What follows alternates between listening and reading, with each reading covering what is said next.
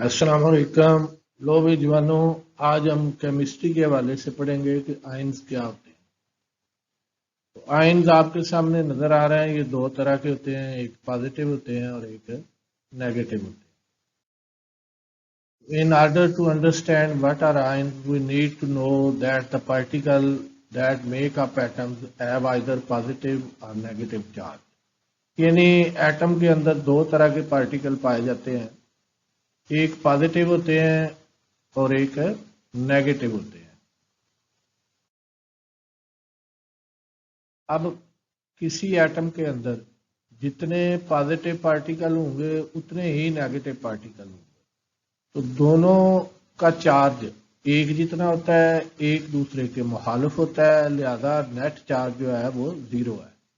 جیسے ایک بلاک کو ایک بندہ ایک طرف کھینچ رہا ہے، دوسرا بندہ اس کی مخالف سمت میں کھینچ رہا ہو، دونوں کی فورس ایکول اور اپوزٹ ہو تو نیٹ فورس زیرو ہو جاتی ہے۔ اسی طرح ایٹم پہ موجود جتنا پازیٹیو چارج ہوتا ہے اتنے ہی نیگیٹو چارج ہے۔ These two equal and opposite charges will cancel the effect of each other and as a whole the atom is a neutral particle۔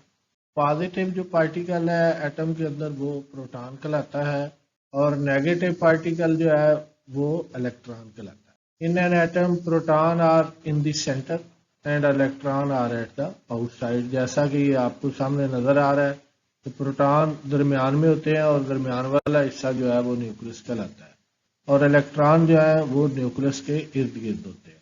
Electron جو ہے وہ ایڈ بھی ہو سکتے ہیں مزید ایٹم کے اندر اور اس میں سے نکالے بھی جا سکتے ہیں، لیکن پروٹان نہ ایڈ ہو سکتے ہیں اور نہ نکالے جا سکتے۔ اب آپ کے سامنے یہ ایک ایٹم ہے جس کے اندر 5 الیکٹران ہیں اور 5 ہی پروٹان ہیں۔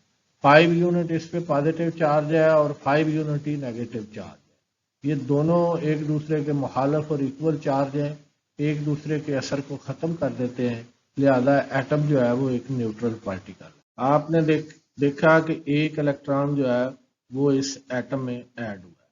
اب اس کے پروٹان جو ہیں وہ 5 ہیں، الیکٹران جو ہیں وہ 6 ہو گئے ہیں۔ اب 5 یونٹ پازیٹیو چارج ہے اس پہ اور 6 یونٹ نیگیٹو چارج ہے، تو جو نیٹ چارج اس پہ آئے گا وہ 1 یونٹ نیگیٹو چارج ہوگا۔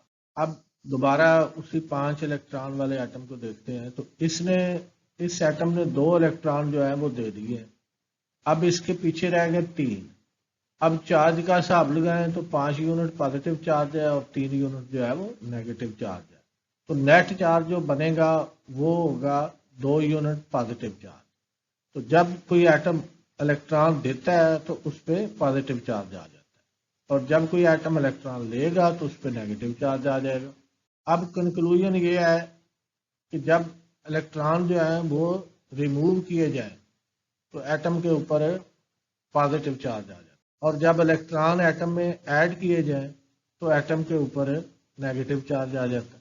تو جتنی دیر تک ایٹم کوئی الیکٹران دیتا نہیں یا لیتا نہیں وہ نیوٹرل ہوتا ہے، لیکن جب الیکٹران دے گا تو اس پہ پازیٹیو چارج آ جائے گا اور الیکٹران لے گا تو اس پہ نیگیٹو چارج آ جائے گا۔ جب کوئی ایٹم الیکٹران دے گا تو جیسا کہ یہ آپ کے سامنے یہ اس ایٹم نے الیکٹران دیا ہے تو اس پہ پازیٹیو چارج آ گیا، اور اس ایٹم نے کیا کیا ہے، ایک الیکٹران لیا ہے تو اس پہ 1 یونٹ نیگیٹو چارج آ گیا۔